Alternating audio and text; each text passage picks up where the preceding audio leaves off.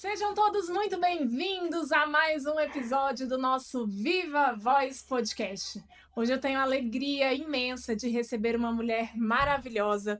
Ela, que é psicóloga, apaixonada por ouvir histórias e compreender pessoas. Está atuando hoje na clínica, ainda também atua como secretária escolar, participa ativamente do Ministério de Mulheres da sua igreja e também é palestrante.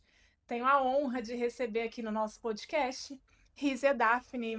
Seja muito bem-vinda, minha Muito querida. obrigada pelo convite. Para mim é uma honra, um prazer estar aqui participando Que dessa bom. conversa. Hoje o papo vai ser leve, o papo vai ser bom. Vamos. Eu sempre faço a primeira pergunta para as minhas convidadas para contar um pouquinho da história.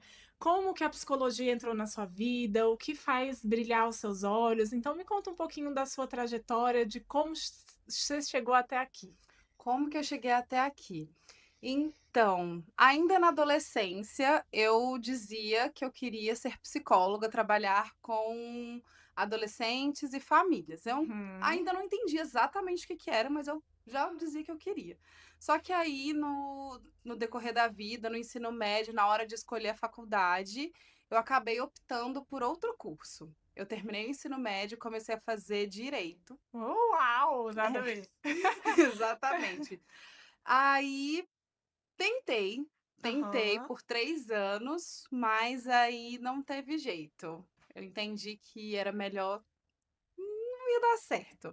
Aí eu acabei Aquilo não era o que tocava o seu coração. não, o direito é uma forma, assim, de você ajudar as pessoas, você tá em contato com histórias reais, mas não era daquele jeito que eu queria ajudar. Então eu tomei a decisão mais difícil, mais complexa da minha vida, que foi mudar de curso. Eu tinha toda uma questão de: "Nossa, o que será que os outros vão pensar? Sim, Eu perdi 3 anos da minha vida aqui, vou começar tudo de novo já", enfim. Mas eu afirmo com muita tranquilidade que foi a melhor decisão que eu já tomei. Não, zero arrependimento, e foi uma experiência, uma trajetória muito muito incrível. Eu me encontrei de fato na legal. psicologia. Quando você me mandou seu release, você falou um pouco também que você gosta da parte da cozinha, né? Sim. Qual é a conexão da cozinha aí na sua vida? Olha, desde acho que eu aprendi a cozinhar com os 12 anos. Teve um episódio que a minha mãe acabou ficando doente e aí eu e os meus irmãos, a gente precisou ser mais independente. Tá. E aí foi um momento que eu aprendi a cozinhar e me apaixonei por isso. E hoje é um dos meus maiores hobbies. Na minha rotina eu não tenho muito tempo e o tempo que eu tenho eu gosto de aproveitar para cozinhar. E é uma forma de linguagem de amor. Eu gosto de cozinhar para as pessoas que eu amo. Que legal. Principalmente pratos salgados. Vamos lá, vamos começar. Então, eu queria falar um pouquinho da parte que você prega muito lá no Ministério, que é a parte mais da mulher, do feminino, né? Eu acredito que as mulheres elas têm muita dificuldade de se priorizar. Eu não sei se você concorda com isso. Eu sou mãe de 4 crianças, então a gente está sempre tendenciosas a cuidar do outro e nos deixar como segunda mão, vamos dizer assim, né? Primeiro é sempre os filhos, depois o marido, para depois a mulher se priorizar. Você enxerga dessa forma? Por que a mulher tem tanta dificuldade de se priorizar? Olha, eu acho que tem muitos papéis para nós mulheres, Uhum. muitos papéis. É o papel de mãe, de estar trabalhando fora do mercado de trabalho, estar no mercado de trabalho, cuidar de casa, um monte de coisa. E esse discurso mesmo, que mulher é aquele ser humano lindo, meigo, que está ali para cuidar. É lindo, mas com o desequilíbrio acaba que a gente fica por segundo plano, a gente não sabe se escolher. Se escolher. E isso acaba gerando diversos problemas, diversas questões, mas é nesse sentido que eu tento atuar para mostrar que sim, a gente pode exercer vários papéis, mas sempre colocando a gente em primeiro lugar. Como que você acha que uma mulher consegue fazer isso? Porque eu te pergunto que eu acho tão difícil, sabe? A gente fica sempre pensando, né, no filho, no bem-estar do filho. Uma vez eu entrevistei uma mulher e ela falou assim, Marina, mas se você não cuidar de você, como é que você vai cuidar do outro? né? Então, se você não estiver bem com você mesma, se você não estiver leve, bem com você, você não, se você estiver triste, como é que você cuida do seu filho triste? Se você estiver mal no seu relacionamento, como é que seus filhos vão ver isso? Então, assim, primeiro cuide de você, é aquela analogia do avião, né, que o pessoal fala. A Primeiro máscara. bota a máscara de oxigênio em você para depois você auxiliar o outro. Então, tem alguma técnica alguma forma em que as mulheres consigam ter esse sentimento de primeiro cuidar de si, não se sentir culpada, vamos dizer assim? Eu acho que é primeiro importante a gente entender a fase que a gente tá. Quando a gente fala de autocuidado, às vezes vem aquela imagem de um banho na banheira de espuma, passar Sim. 1 hora no spa, ou fazer skincare. Mas vamos combinar que mãe de criança pequena Que horas faz isso, não vai gente? ter aquele tempo. Então, entender a fase que a gente está é importante para a gente adequar Perfeito. com a rotina que a gente tem. Então, Uhum. uma mãe de criança pequena, ela não vai ter esse tempo de ficar na banheira 1 hora E tá tudo bem, e né? tá tudo É bem. uma fase, né? Então, para aquela mãe, talvez o momento do banho, 5 minutos que as crianças foram dormir, ou acordar 10 minutos mais cedo antes das crianças acordarem, são momentos ali que ela pode ter para si. É, aquela pessoa também que está trabalhando, estudando, juntando dinheiro para alguma coisa, às vezes ela não vai ter condições para tirar 1 semana de folga para cuidar de si. Não vai, mas dentro da rotina que ela tem, o que é possível fazer para cuidar de si?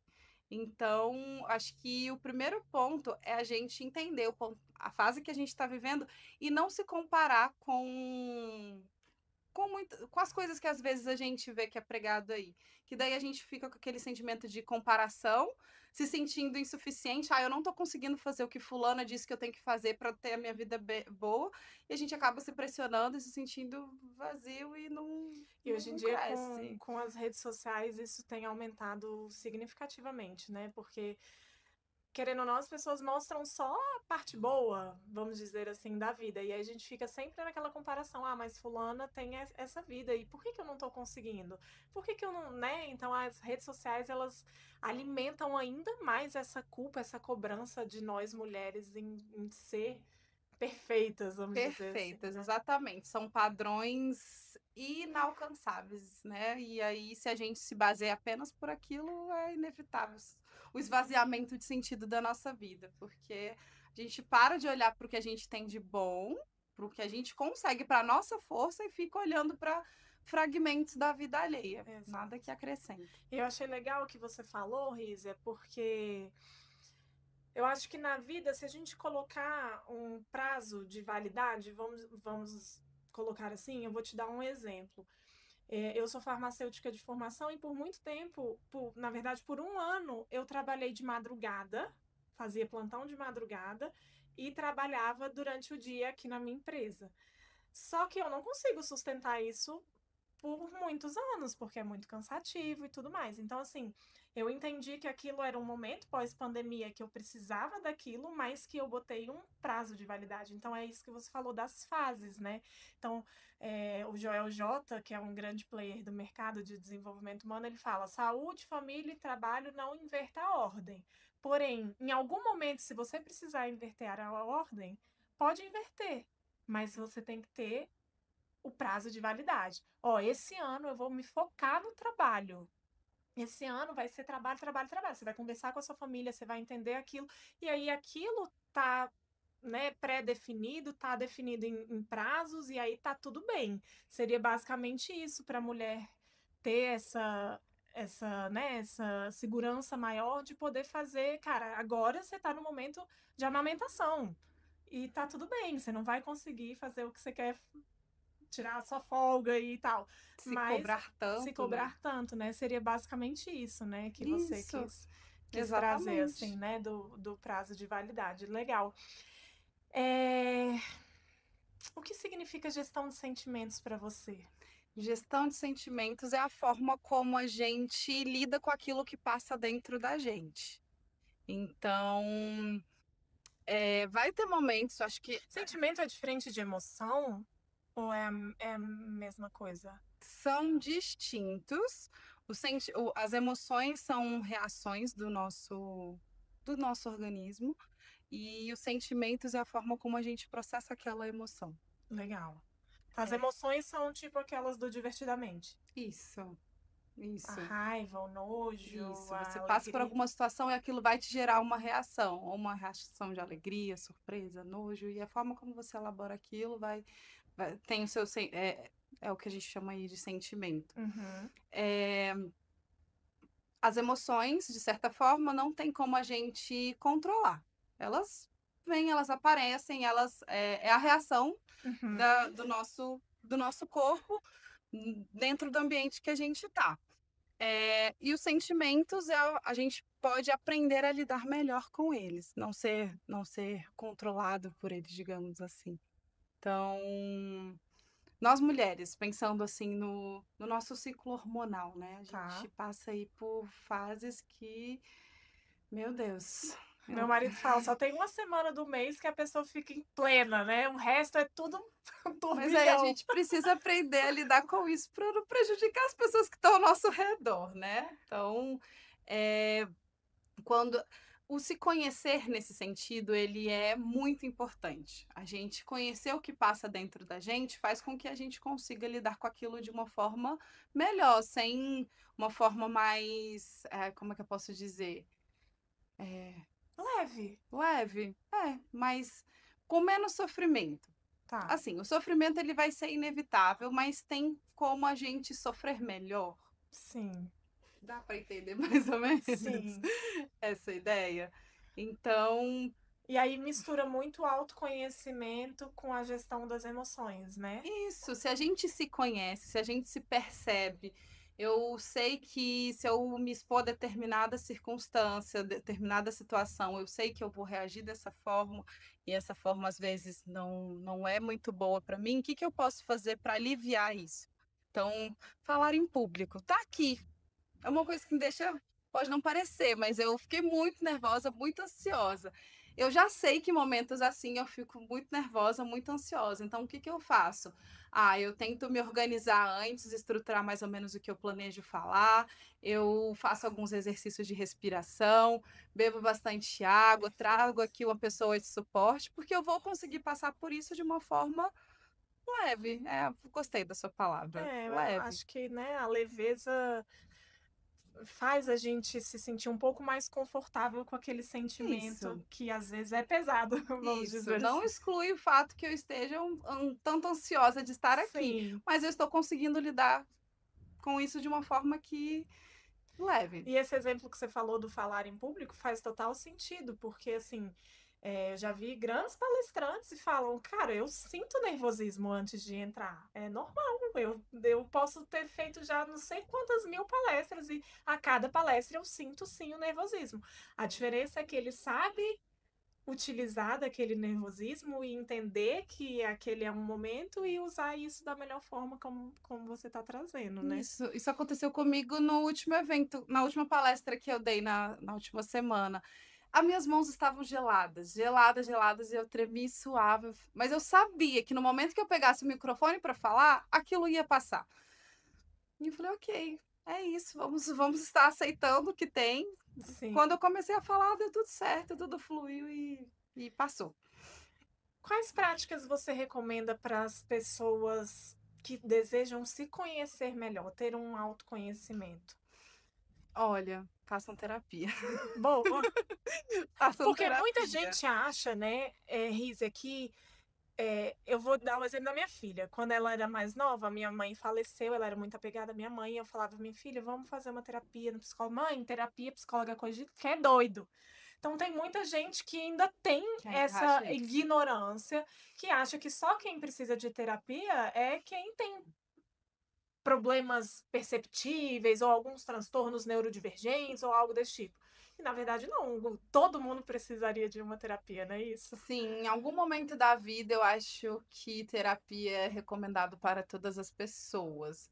Então, existem pessoas que vão precisar por mais tempo, outras por menos tempo, mas eu acho que é válido a gente passar por essa experiência, porque, de fato, quando a gente se conhece, fica muito mais fácil enfrentar os desafios da vida, encontrar o sentido da nossa vida, saber bem definir os nossos propósitos, a gente trabalhar as nossas potencialidades. Então, eu acho que a terapia é um caminho, assim, muito eficaz, muito eficiente para isso, para que a gente possa se conhecer e gerenciar também os nossos sentimentos. Explica para o pessoal como que funciona, assim, uma terapia, por exemplo, você atua na psicologia clínica, não é isso? Como que funciona? Uma pessoa, tudo bem, eu quero fazer terapia, ela marca uma consulta, explica um pouquinho o sentido, assim, para quem não ainda tá nessa ignorância de tipo assim, faço ou não faço, entende? Olha, você vai procurar um profissional. Hoje na rede social você tem vários profissionais que são muito bons. Comigo, vou contar de mim. Quando o paciente chega para mim e fala, olha, eu tenho interesse em fazer terapia com você. Certo. A primeira coisa que eu deixo muito clara é que a terapia ela é um processo. Diferente de uma questão orgânica, que aí com um remédio a gente resolve aquela dor de cabeça, por exemplo, a terapia ela não é assim. E aí a gente tem pessoas que chegam na terapia assim, olha, eu quero parar de ser ansioso, eu quero aprender a falar em público, eu quero resolver os problemas que eu tenho com a minha mãe. Apresenta uma lista de coisas, fala, ó, calma.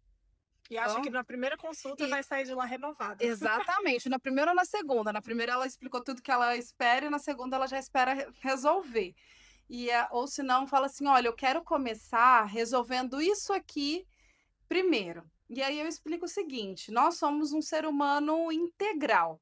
Tá. Ao tratar sobre a sua ansiedade, certamente a gente vai passar em outras áreas da sua vida. Então, falar sobre, dizer que a gente vai tratar somente a sua ansiedade, implica dizer que a gente vai ter acesso a outras coisas também. Porque a gente é esse ser que, né? É integral, essa é a palavra, assim. Então, a primeira coisa que a gente precisa entender é que terapia ela é um processo. E um processo a gente não tem uma data de fim. A ideia é sim que o paciente tenha alta algum dia. Mas eu não posso prometer e nem garantir quando vai ser. E nem prever, né? E nem prever. Então, tem pacientes que respondem muito mais rápido, conseguem identificar, refletir e mostrar mudanças. Tem outros que têm um processo diferente. E tá tudo bem, cada pessoa tem o seu tempo. Cada pessoa vive de uma forma, passa por uma história de vida que deixa ela naquele momento que ela chegou ali na terapia.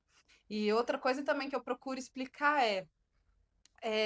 a pessoa chegar, eu não quero mais ser desse jeito. Falei, vamos pensar aqui. Para você chegar até onde você chegou, você precisou disso. Então, antes da gente eliminar isso que você quer eliminar, vamos entender qual que foi a função disso na sua vida e como que a gente pode adaptar isso de uma forma que você viva melhor. Então, não tem como a gente ser feito só de partes boas, lindas e maravilhosas. Até as nossas dores, elas fazem parte de quem nós somos. Sim. Então, é aprender a lidar melhor com essas partes. A gente vai construindo o nosso ser através tanto de amor quanto de dor, né? Basicamente isso. Em relação ao medo, o medo é uma coisa que paralisa, né, muitas pessoas. Você recebe muitas pessoas que têm medo de errar, por exemplo? Bastante. Elas não chegam dizendo, oi, eu tenho medo de errar. Mas você vê que são pessoas que têm dificuldade de tomar decisões.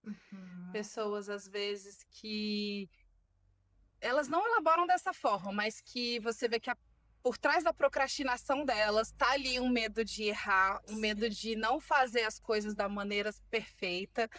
E a gente tenta mostrar que o medo ele vai estar ali. O medo ele vai estar ali, mas que junto com ele a gente precisa da coragem, da ação. Não tem como a gente eliminar para sempre da nossa vida o medo. A gente precisa entender que ele tem uma função, tá ali para não, né, se a gente pensar lá nos primórdios, o medo tem aquela função de preservar a gente, nos livrar de alguns perigos, mas a gente também tem junto a coragem. Eu já li uma historinha infantil que diz que o medo e a coragem são melhores amigos.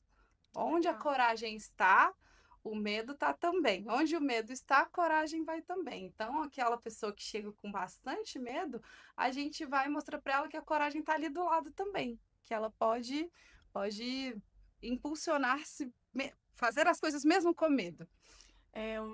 Eu já vi uma frase que fala que a coragem não é a ausência do medo, né?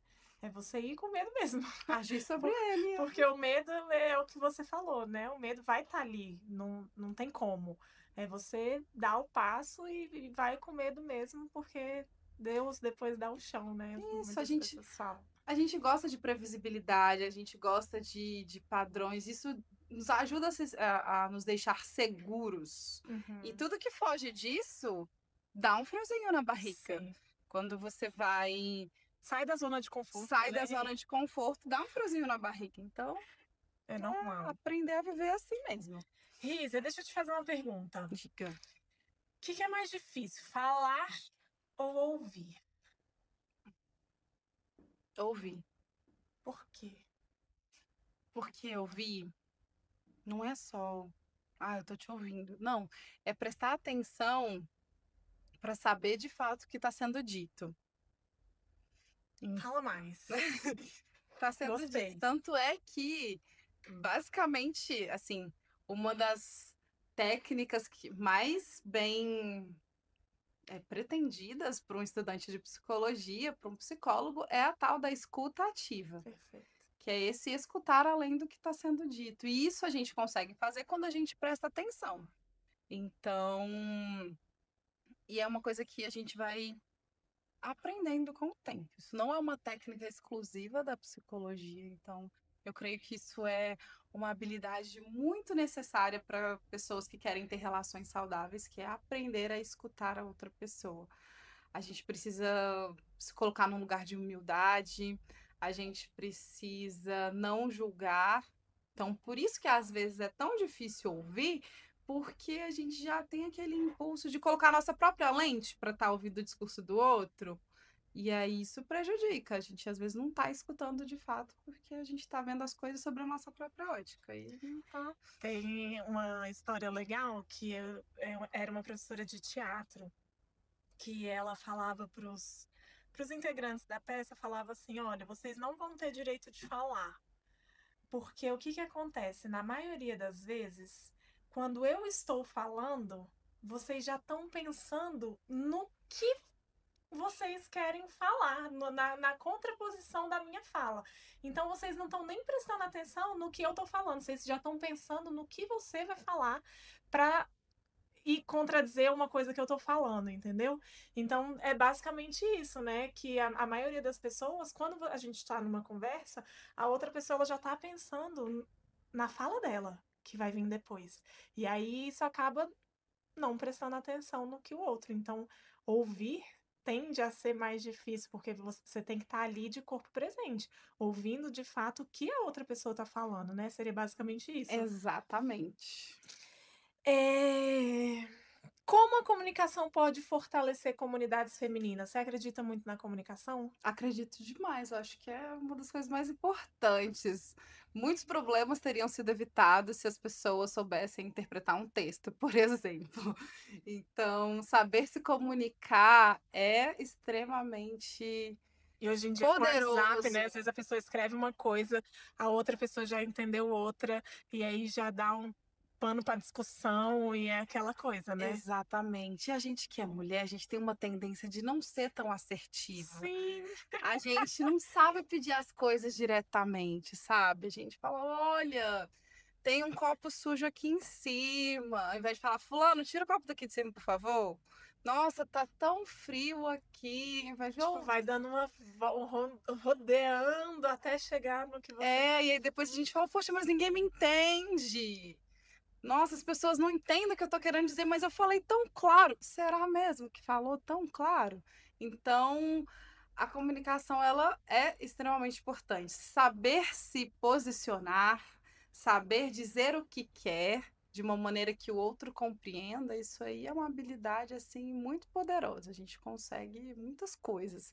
Os relacionamentos ficam mais saudáveis, e todos os tipos de relacionamento, até no trabalho, Uma boa comunicação, ela é muito importante para manter a harmonia, para manter o crescimento, porque precisa, sabe? Precisa mesmo. E uma boa comunicação vem do saber escutar. Eu ia te perguntar isso. O silêncio também é uma forma de comunicação. Exatamente, que quando bem usada, pode ser muito enriquecedor, mas o silêncio também pode ser usado como punição, que também já não é um bom recurso na comunicação. Mas quando a gente está ali aberto a escutar o outro, a gente consegue responder à altura, a gente consegue se fazer claro, se fazer entendido. Isso seria escutativa? O que que é escutativa? É você saber ouvir o Isso, coleguinha isso, saber ouvir o coleguinha. ativamente, né? Ativamente. É o que você citou anteriormente. Estar 100% presente ali no momento que o outro estiver falando comigo. Eu estou ali ativamente escutando ele, sem. Perfeito. Vou fazer um bate e volta com você, Tá, tá? vamos lá. Se você quiser, você pode falar, Tá. explicar sobre aquela pergunta, mas se você quiser também pode ser só papum, papum, Papum, papum. Tá bom. tá? Um sentimento que te define hoje. Ahn, Ai, meu Deus. Pode pensar. Tô pensando. Ai, hoje eu acho que é gratidão. Parece clichê, mas é. Hoje é. Quer falar sobre? Não. É assim, pensando na Risa do início do ano, Ah, que tava com muitas expectativas e com muito medo de como seria se inserir na vida de psicóloga e começar a adentrar nessa carreira, pensando nessa Risa que estava ansiosa, aflita, perdendo cabelo, e na Risa de hoje, é, tudo que eu já consegui, então o fato de estar aqui, o sentimento que me define é a gratidão. Eu tô muito grata por isso, por estar aqui hoje. que bom. Um livro que marcou sua vida. Olha, eu gosto muito da Bíblia. E na Bíblia eu gosto muito do livro de Eclesiastes. Lá, Ah, sábio, tem muitas recomendações úteis e atuais mesmo pra gente de como viver uma boa vida. E aí eu já li várias vezes e eu gosto bastante. Principalmente a parte de. Todo mundo conhece, mas para mim faz muito sentido que é há tempo para todas as coisas. E tem a ver com esse sentimento de gratidão que eu acabei de expressar. Há tempo para todas as coisas. Então, a Risa de Janeiro queria que as coisas fossem num ritmo que não aconteceu. E ainda bem, ainda bem. Hoje eu consigo ver assim. Porque há tempo para todas as coisas. Acontecem no período que é para acontecer. o acaso não existe. Não. Boa. Um lugar onde você recarrega suas energias. Mar, praia. Ai, adoro. Sim, Também pra amo, mim. amo. Qualquer lugar com praia que tenha uma vista para uma porção maior de água, eu já sou bem feliz ali. Já dá Dizem que não é água com açúcar que acalma, né? É água água com com sal. sal. Concordo. Um prato que te traz memórias afetivas. Macarrão. Macarrão. Por quê? Sua avó fazia? Mamãe? Quem? Mamãe. Na verdade, tudo que minha mãe faz é muito bom, mas tinha um almoço típico que era macarrão, uma combinação muito típica que era macarrão, feijão e farofa, e salada, que era uma coisa que eu gostava muito de comer. E aí, quando eu tenho a oportunidade de repetir esse prato lá em casa, eu sou bem feliz comendo macarrão. Que legal. Uma mulher que te inspira. Ah, minha mãe. Minha mãe é um ser humano incrível. Ela é o ser humano mais equilibrado da face da Terra, assim, mesmo sem ter, vamos dizer, ter estudado, ou mesmo sem ter feito terapia, ela é uma pessoa com uma psique muito forte, criou 4 filhos ali sem enlouquecer. Ela é das minhas. Pois é, uma pessoa que eu admiro bastante, que estou aí trabalhando para ser um pouco parecida com ela. O melhor conselho que você já recebeu. Melhor conselho que eu já recebi é Deixa eu pensar. Eu Pode já pensar. recebi vários conselhos bons. Não vou conseguir elencar o melhor de todos. Mas veio da minha mãe também, para eu viver uma vida leve. Teve aí uma fase da minha vida que eu estava fazendo faculdade, estudando, me envolvendo em um milhão de projetos, um poço de estresse. E a minha mãe falou: minha filha, vive uma vida mais leve. A vida é só uma.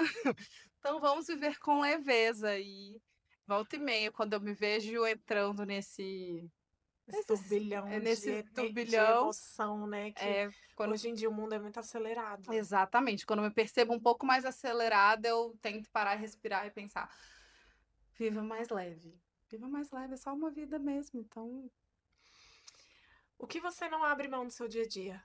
no meu dia a dia, Meu Deus, o que que eu não abro mão no meu dia a dia? Beber água, isso é verdade. Boa. Beber água é o meu Mas hábito mais bem às vezes é consolidado. um hábito que as pessoas menosprezam, né? De tipo, cara, beber água parece básico, mas a maioria das pessoas não bebem a Ai, quantidade de água que tem. eu amo água, gente. É a minha bebida favorita. Muito bom. Uma escolha que transformou a sua vida. Ah, mudar do direito para psicologia. Legal. Com certeza. Queria que você passasse uma mensagem em uma frase para as mulheres que vão ouvir esse episódio. Sintetizar é um negócio às vezes difícil. Espera aí.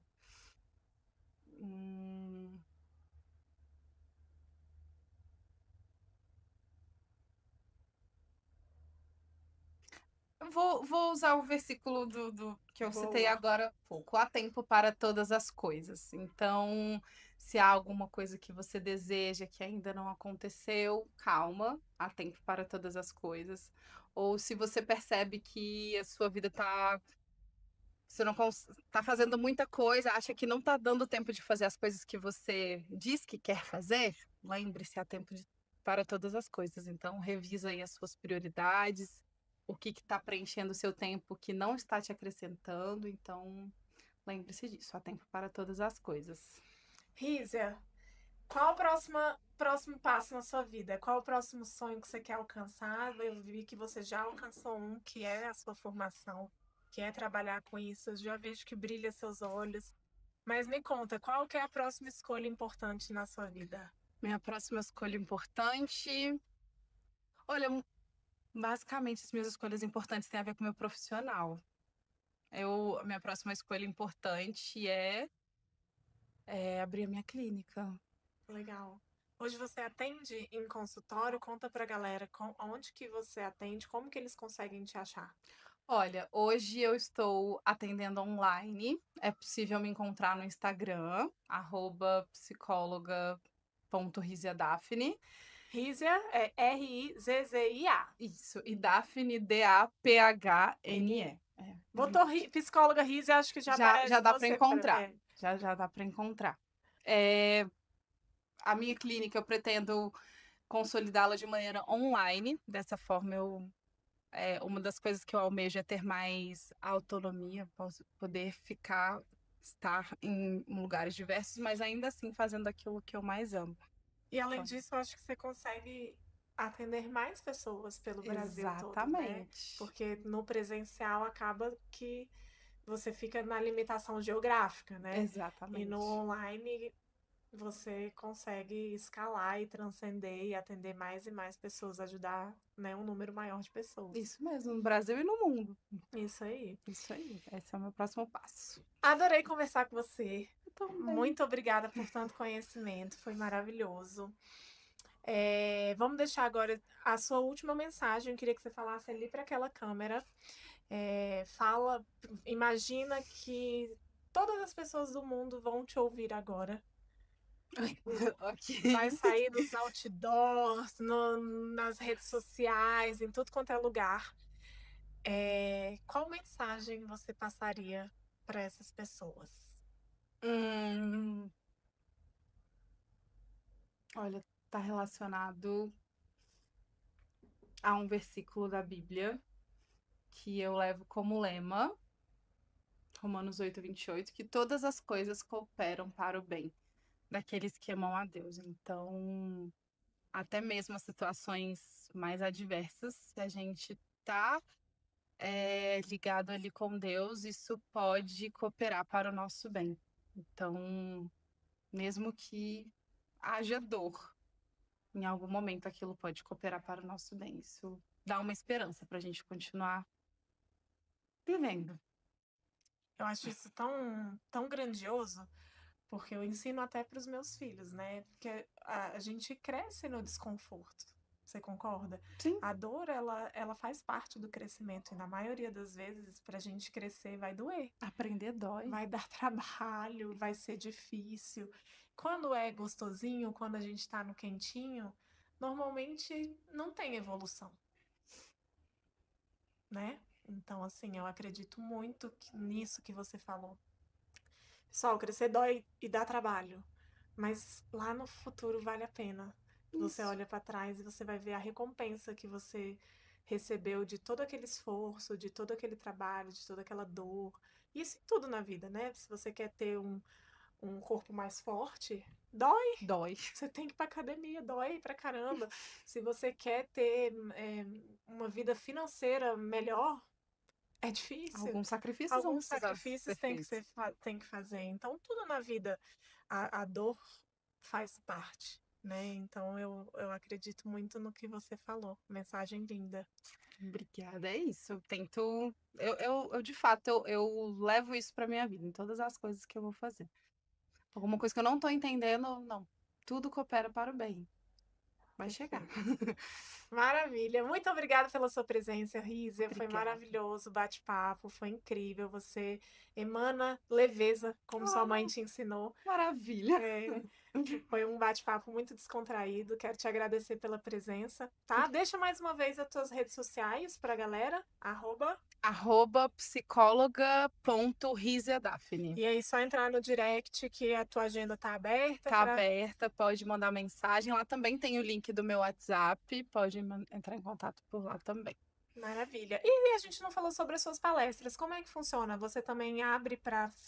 Sim, pode entrar em contato, que a gente marca o melhor dia, melhor momento que eu estou também à disposição. Palestras em escolas, igrejas, grupos de trabalho, para adolescentes, estou à disposição. Maravilha. Muito obrigada pela sua presença. Pessoal, esse foi mais um episódio do nosso Viva Voz Podcast. Para você que gostou desse conteúdo, já curte, compartilha, manda para a galera, manda para os amigos, para os jovens, para a mulherada que precisa desse conhecimento, tá bom? E já se inscreve no nosso canal. Eu te vejo no próximo episódio. Um beijo e tchau!